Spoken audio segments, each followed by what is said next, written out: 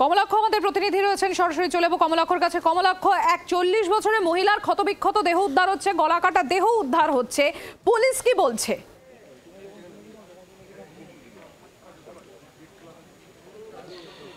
দেখো, এখনো পর্যন্ত পুলিশ এই ঘটনার প্রাথমিক অনুসন্ধানের কাজ শুরু করেছে। ইতিমধ্যেই দেহ নিয়ে যাওয়া হয়েছে ময়নাতদন্তের উদ্দেশ্যে। লালবাজারের হোমিসাইড সেকশন থেকে শুরু করে হরিদেবপুর থানার পুলিশ, স্নিফার ডগ সকলে এসে তদন্ত শুরু করেছেন। আমরা ঘটনাস্থলে রয়েছি। ঘটনাস্থল এই হলো জোকার ডায়মন্ড পার্কের এই দোতলা বাড়ির নিচের তলায়। আর সেখানে কিন্তু গত 17 তারিখ থেকে আধার কার্ড দিয়ে স্বামী স্ত্রী পরিচয় দিয়ে এক ব্যক্তি এবং এক মহিলা তারা থাকতে শুরু করেন বাড়ি ভাড়া নিয়ে। এই যে পুলিশ যে জায়গা কর্ডন করে রেখেছে তার ভেতরেই এখনও পর্যন্ত পুলিশের তদন্তের ছবি তোমাকে দেখাচ্ছি।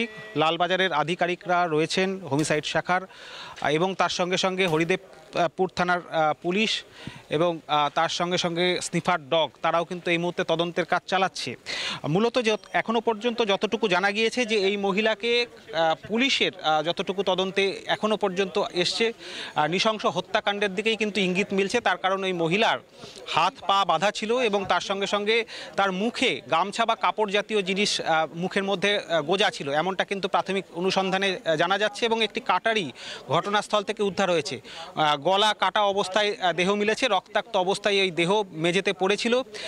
এই বাড়ির যিনি মালিক তিনি আজকে সকালে দেখতে পান যে বাড়ির নিচতলা থেকে রক্ত চুইয়ে গড়িয়ে আসছে। সেই রক্ত দেখেই কিন্তু তিনি এই 17 তারিখ যার মাধ্যমে এই বাড়িটি ভাড়া নিয়েছিলেন ওই মহিলা এবং তার সঙ্গে আসা সেই তরুণ স্বামী স্ত্রী পরিচয় দিয়ে যারা ছিলেন, যার কাছ থেকে ভাড়া নিয়েছিলেন, যে মিডলম্যান যিনি ছিলেন তাকে ডেকে পাঠান এবং তিনি সেই পরিস্থিতি দেখান, রক্ত বেরিয়ে আসছে। সেই সময় হরিদেবপুর থানার পুলিশকে খবর দেওয়া হয়।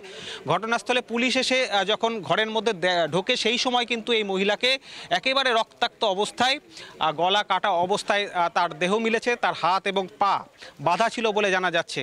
কি কারণে এই ঘটনা, এই মৃত্যু বা এই দেহ উদ্ধার হলো সেই বিষয়ে কিন্তু এই মুহূর্তে অনুসন্ধান চালাচ্ছে পুলিশ। তার কারণ অত্যন্ত নৃশংস হত্যার বলেই কিন্তু এখনো পর্যন্ত ইঙ্গিত মিলছে। কোনো সম্পর্কের টানাপোড়েন নাকি অন্য কিছু এই ঘটনার মধ্যে রয়েছে সেই বিষয়ে কিন্তু পুলিশের শীর্ষ আধিকারিকরা তারা এই মুহূর্তে তদন্ত চালাচ্ছেন। তবে যে আধার কার্ড পাওয়া গিয়েছে এখনো পর্যন্ত দুজনের, সেই আধার কার্ড আদৌ বৈধ কিনা তা নিয়েও কিন্তু প্রশ্ন আছে। সব মিলিয়ে এই মুহূর্তে প্রাথমিক অনুসন্ধান চালাচ্ছে পুলিশ। সম্প্রীতি, ধন্যবাদ কমলাক্ষ, তুমি নজর রাখো। স্থানীয় বাসিন্দা কি বলছেন আরো একজনের বক্তব্য আপনাদের সামনে তুলে ধরবো আমরা। हम स्त्री करी हमारे दुकान पर आसिल बोला कहीं घर मिलेगा, तो बाड़ी वाला बोला हमारा घर खाली कोई आएगा तो लेके आना।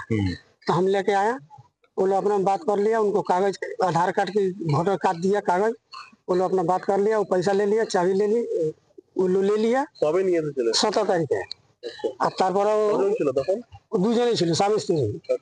তারপর আমি চলে গেছি, ওখানটা আমার দরকার, বলছে তুমি চলে যাও, তোমার দরকার নেই। আজকে কি করে ভুলে গেছে? তো উনি আমাকে ডাকছে, বলে ঘরে আয়। তো কখন ডেকেছে? 12টার সময়। 12টার সময় আসছি, তখন উনি বলছে যা দেখতো। তো আমি বলে আপনি চলুন। তো উনি নিয়ে গেছি, আর ভয় যেন তুলতে পারছে না। তো আমি ওইখানে পাশে একটা লাঠি ছিল ছোট, নিয়ে চাদরটা টেনেছি। তখন দেখছি এই মুখ বান্না আছে, রক্ত পড়া আছে। বাসা এটাই দেখেছি। মানে কোথায় কোথায় কাটা আছে?